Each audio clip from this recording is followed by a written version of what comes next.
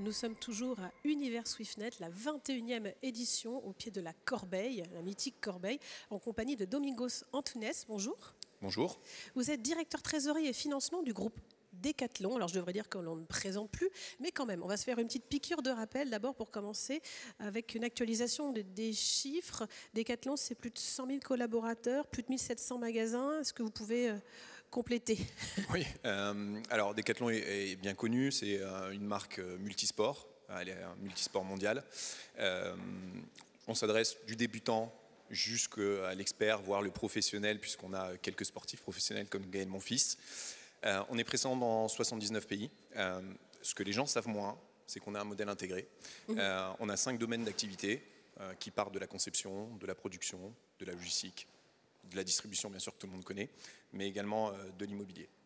Vous faites bien de le préciser pour qu'on ait bien tout en tête. Donc vous pilotez bien sûr la division trésorerie. C'est combien de personnes mobilisées? Parce que le groupe est énorme, donc j'imagine que pour la trésorerie aussi, ça fait du monde. En effet. À l'échelle du groupe, on a 144 personnes qui sont aujourd'hui et qui travaillent avec des tâches qui sont liées à la trésorerie. Si on parle plus particulièrement de mon équipe directe, on était 50 personnes, on a retravaillé sur un redimensionnement et une réorganisation de l'équipe. On est actuellement 28 personnes. Pour travailler cette réorganisation, on a fait des choses assez simples. On a travaillé sur une régionalisation, alors un mix entre de la décentralisation et de la centralisation, puisqu'on a fait de la mutualisation par région. Nous avons un hub à Singapour aujourd'hui avec 6 personnes qui gèrent toute la zone APAC. Et on est en train de construire un hub au Portugal depuis le début de l'année, où nous avons 2 personnes qui gèrent l'Europe. Alors plus largement, ça implique ce que vous venez de dire, mais il est vrai que la trésorerie du groupe a évolué, elle a connu une transformation qui est encore en cours de déploiement. C'est des longs chantiers, bien sûr. Qu'est-ce qui a changé concrètement ? Qu'est-ce qui a changé? Beaucoup de choses.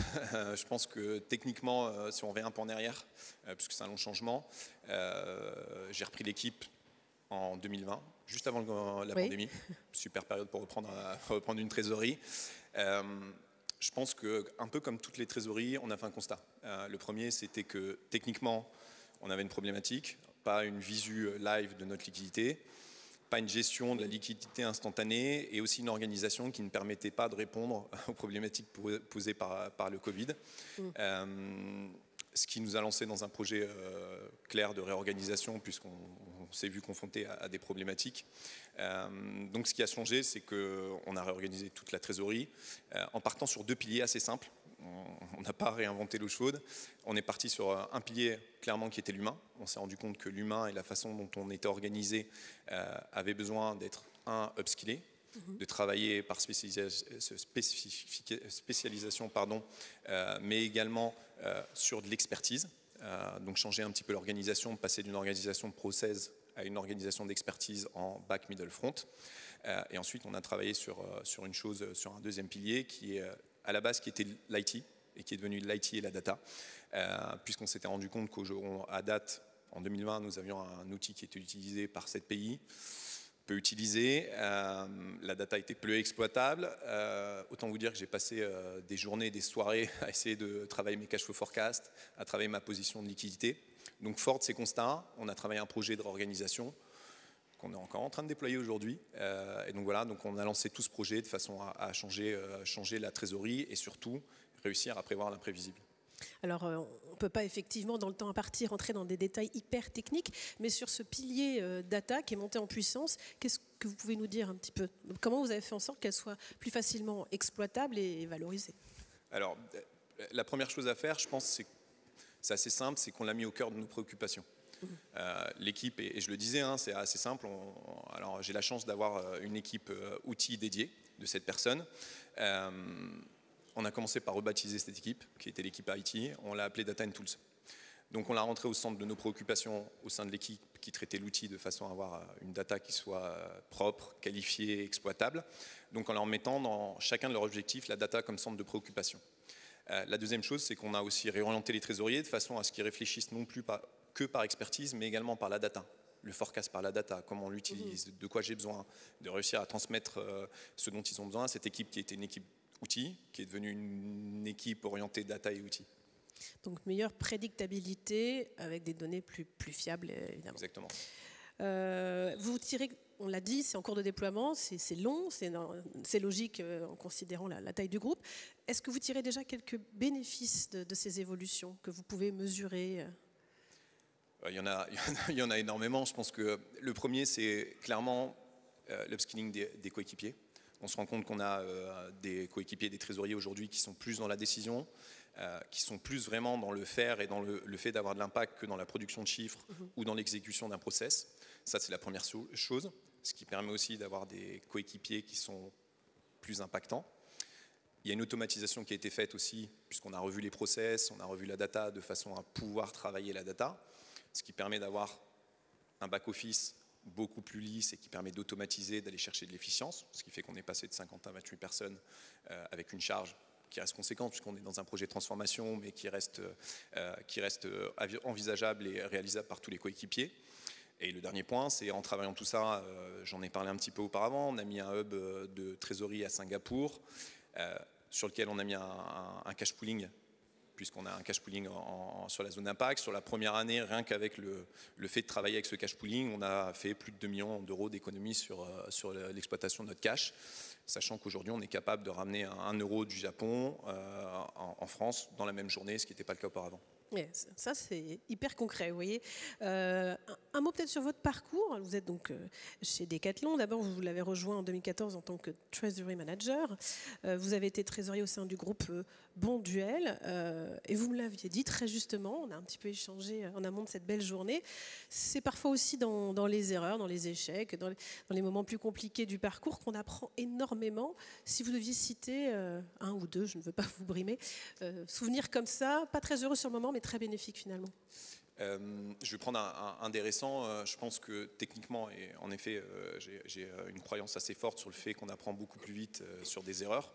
Alors avec quelques points qui sont importants, c'est se rendre compte de l'erreur rapidement, savoir la corriger et savoir capitaliser dessus. C'est vraiment les 3 points que je pousse énormément à l'équipe. Il faut tester, il faut faire des erreurs pour apprendre, il faut savoir corriger très vite. L'une des dernières erreurs qui a été poussée et qui n'est pas faite par l'équipe, qui est faite par peut-être mon impatience parfois, on a fait des tests sur l'IA. Je suis un fan de l'IA et je pense que je suis omnibulé par le fait de réussir à faire de l'IA et je l'étais. Donc j'ai mis tout en place pour pouvoir le faire. On l'a fait, j'ai recruté 3 stagiaires, on a nettoyé de la data pendant 3 mois. On a fait un forecast, 92% d'accuracy, ce qui est plutôt élevé. Très élevé, oui. Et en fait, j'ai oublié quelque chose, c'est que 3 stagiaires qui nettoient de la data, c'est pas normal. Donc on est revenu un peu en arrière. Le projet fonctionnait bien.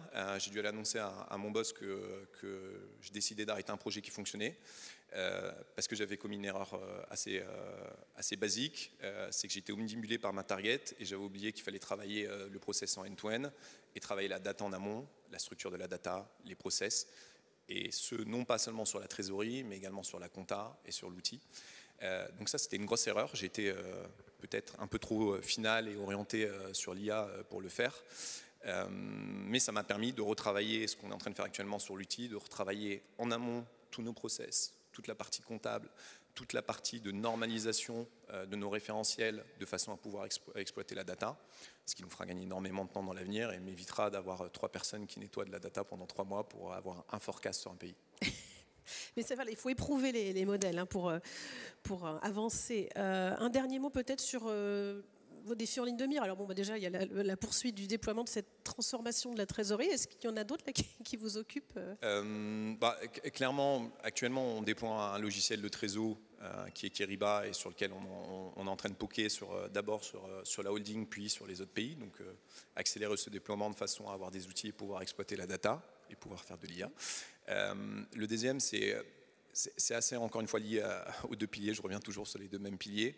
C'est l'accompagnement humain sur la conduite du changement sur l'organisation, l'appropriation des outils digitaux, de la data, l'utilisation, du changement de la posture d'un trésorier qui était sur une expertise finance, qui doit se porter aussi sur une expertise un peu outils et data pour pouvoir orienter ses actions. Donc voilà pour le court terme. Pour plutôt le moyen-long terme, clairement, c'est travailler avec l'équipe. Je pense que tous les trésoriers ont une forte appétence, ou en tout cas une forte appétence à mesurer les risques. on avait tendance à mesurer que les risques financiers dans l'équipe, moi le premier. On est en train d'essayer de travailler sur autre chose que le strict risque financier lié à nos opérations, notamment la cybersécurité, les risques liés à l'ESG. On est également en train de travailler sur les risques géopolitiques actuellement qui ont quelques impacts et pourraient générer en tout cas des impacts de trésorerie à court moyen terme. Et tous les risques imprévisibles, systémiques, sanitaires. Oui. Donc on est en train d'essayer d'ouvrir un petit peu ce rôle de trésorier à d'autres choses, de la data, à du risk management, pas que financier. Et ça, je pense, c'est un des gros sujets, vu ce qu'on vit depuis 2020 et ma prise de poste. Je pense que ça change énormément et on doit s'y préparer. Merci beaucoup, Domingo Santunes, pour ce témoignage. Merci à vous.